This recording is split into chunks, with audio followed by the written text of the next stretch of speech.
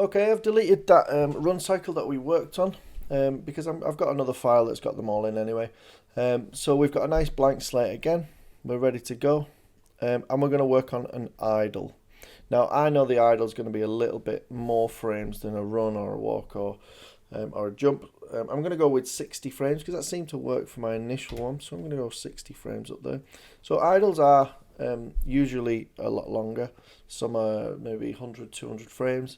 It all depends on what you're doing with the idle and if you've got kind of sub idle animations that you're going to kick in your state machine or wherever you're going to put them. So first and foremost, I want this guy to just rock back and forward. Now, if you have got, if you want him to stand like this, just as he is in his pose, then that's great, fine. But you don't need to. You can have like quite a cool idle pose, and that's all right. And it should blend with your run. But just be careful when you're doing if you do a walk and you run, that it does blend well. So we're going to hit, this is going to be a keyframe, it's not going to be a cat motion, although we could do a cat motion and it might be something that I look at. It's actually very simple to do. So I'm going to go ABS layer, which is a nice keyframe layer. I'm just going to hit green and we're going to start posing this. So I'm going to hit auto key. Now I'm going to go for just a really kind of, now he's not got arms, so the expression is a little bit, the expression is not, it's not going to be too good because he's not got arms. I might give him some arms at some point. So I'm just going to have him with his foot stepped a little bit forward, and then we're going to distribute his weight just kind of a little bit forward and a little bit down as well, just so we get the, and maybe the weight is on the back foot like this, like that. We don't want it, we don't want to rotate it so much that he lifts his leg off the floor. So we just want it kind of like that.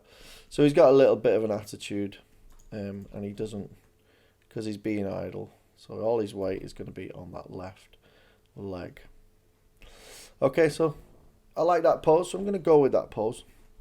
Now, we've got to think for the idle, what can he actually do?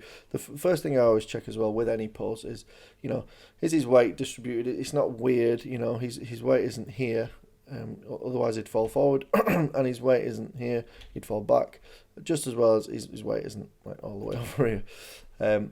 So what can he do now? He could probably tap his foot, he could probably sway a little bit backwards and forwards. We're going to go with something repetitive with sway backwards and forwards just for the purpose of time. So I know I've got 60 frames, I'm going to make this 30 frames right bang in the middle, and I'm just going to move his pelvis over to here. I'm just going to rotate it. Again, I'm looking at that right leg. I don't want his foot to come off the floor. Okay. And maybe position it over a little bit like that. I don't want his foot to come off the floor. That's the important thing. Okay. So he's swapping weight and it all looks pretty good. Okay, I like that. I'm going to grab his pelvis. I'm just going to grab the first keyframe on frame 0. I'm just going to hold shift and drag it to the end frame, frame 60, and then I'm just going to hit play. Okay, brilliant. Now obviously it's kind of ping-ponging back and forth, and this is where we want to look at the curves and see what we can do in the curves. What I'm going to do is I'm just going to get rid of the geometry. So I'm going to go to my display tab and just get rid of the geometry. And I'm going to hit the pelvis bone and go into motion paths and just show the path. And we're going to see what the actual thing is doing. So it's going to in a bit of a straight line. Now we don't want that. We don't want that. So I'm going to put my geometry back on. And what I'm going to do is when he's at frame, so half of 30, 15. So when he's at 15. So when he's kind of in transposition, we're going to slightly put it down. You can see the paths there. If I put my wireframe on, you see the path is creating this arc, and arcs are really important. It's one of the principles of motion. There we go.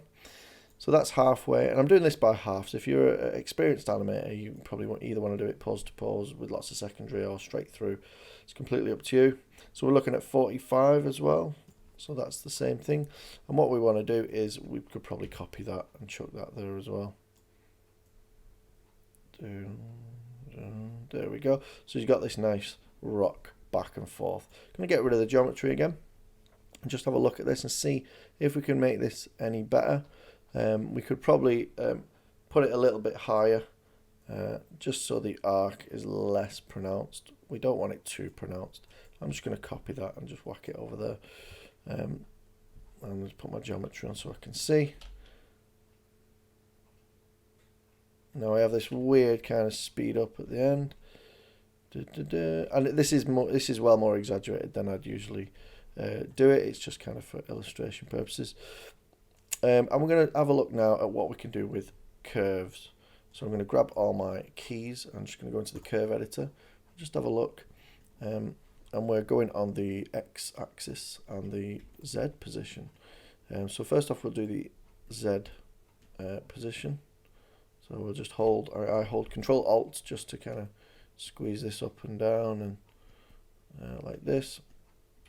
Or we can hit Z. And you can see we've got some weird, weirdy shapes. So first off, I'm going to grab all of them. I'm just going to go into Smooth. Maybe we want to extend this. And you can see what these do. If you're familiar with these, great. If not, we can see what these do. If we hit linear, it's going to make them, quite linear. We don't really want that. So we're going to go into Smooth and just make them smooth. Now, Smooth is going to give us this weird interpolation, so I want to have access to these. And maybe I want this to be maybe like that, and maybe we want some good interpolation. I'll have to do it manually. Yeah, okay. Yeah, manually seems the key to go for this guy. So I'm just going to kind of ease that in, this one. And what I'm looking for is some nice, smooth curves, not too pronounced. That's a little bit too pronounced right there. We don't want that. You know what? I think that was all right as auto, and so was that one. So I've got something along the lines of this. It's nice and smooth. And if that means doing kind of a manual job on this, that's what it means. I just want it nice and smooth. We look at the Y. The Y is, not bad. Again, you might see some little kinks going on in there, but not too bad. And then we'll look at the Z, and the Z we've got quite a lovely smooth thing going on.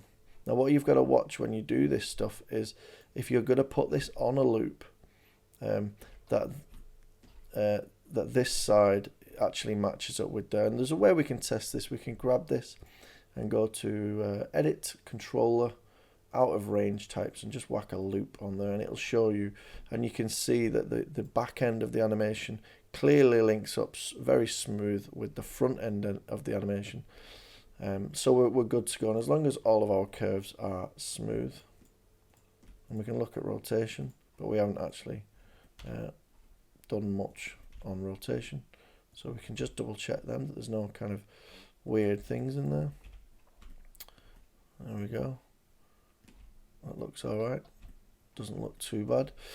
We can go with that, so let's close that and just have a look at this. And there we go. Now obviously it's very exaggerated. We don't really want that, but it just shows you what you can do with a few tweaks with the curves and some cut and pasting of frames. And there we go.